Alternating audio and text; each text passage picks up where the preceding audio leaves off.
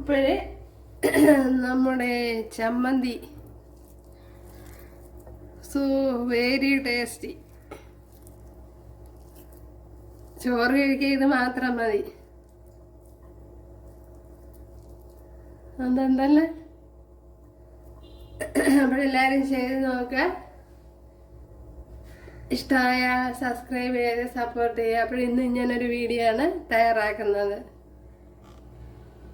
കൂട്ടുകാരെ, സലീം ബ്ലോസിലേക്ക് സ്വാഗതം. ഇന്ന് പപ്പടം വെച്ച് ഒരു റെസിപ്പി നോക്കാം. അതിനായിട്ട് 2-3 പപ്പടം പൊള്ളിച്ചെടുക്കണം. പിന്നെ ഇപ്പം എൻ്റെ കയ്യിൽ പൊള്ളിച്ച പപ്പടം ഉണ്ട്.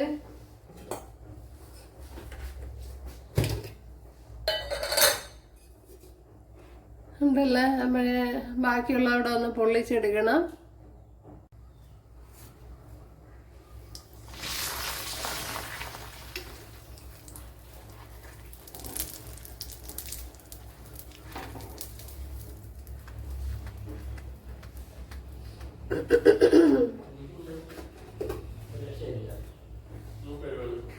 ഒരു പപ്പടം ഇവിടെ പൊള്ളിച്ചെടുത്തിട്ടുണ്ട് ഉണ്ടല്ലോ. ഇനി ഇതിലേക്ക് ഒരു 7 വറ്റൽമുളക് ഇട്ട് കൊടുക്കുക.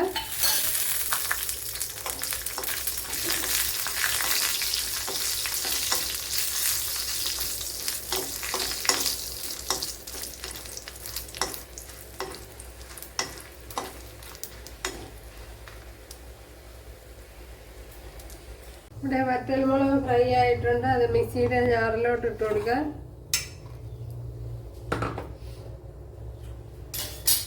ഇനി ഇതിലേക്കൊരു 10 കുഞ്ഞുള്ളി ഇട്ട് കൊടുക്കുക. അതുപോലെ നെല്ലിക്ക വലുപ്പത്തിലുള്ള പുളിയും കൂടെ ഇട്ട് കൊടുക്കുക.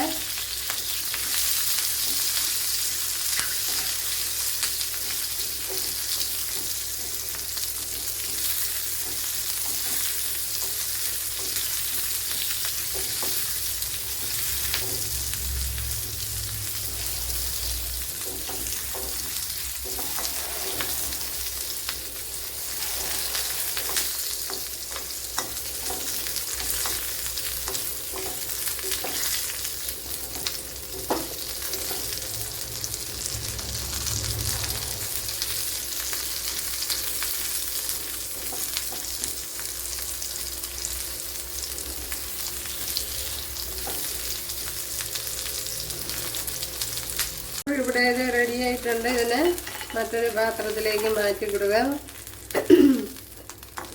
അപ്പം ജലദോഷം ആയതുകൊണ്ടാണ് സൗണ്ട് ഒരുമാതിരി കേൾക്കുന്നത്.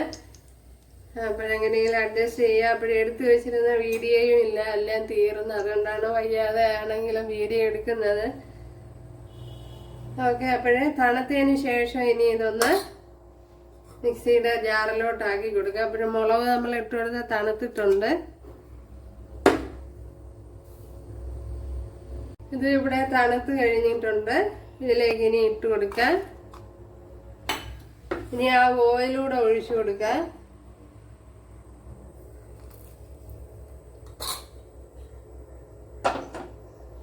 ആദ്യം ഇതിനെ ഒന്ന് ക്രഷ് ചെയ്ത് കൊണ്ടുവരാം. ഇത് ശകലം ഉപ്പിട്ട് കൊടുക്കാം. ഉപ്പ് കുറച്ച് മതി.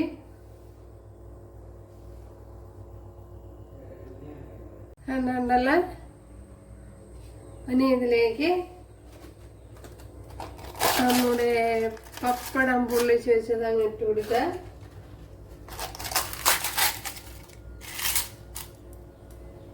ഞാൻ ഇപ്പോൾ ഒരു 3 പപ്പടമാണ് ഇട്ട് കൊടുത്തിട്ടുള്ളത്. അതുപോലെ പൊടിച്ചിട്ട് കൊടുക്കണം. ഇനി ഇതിനെ ഒന്ന് ക്രഷ് ചെയ്തെടുക്കുക. നമ്മുടെ ചമ്മന്തി ഉണ്ടല്ലോ,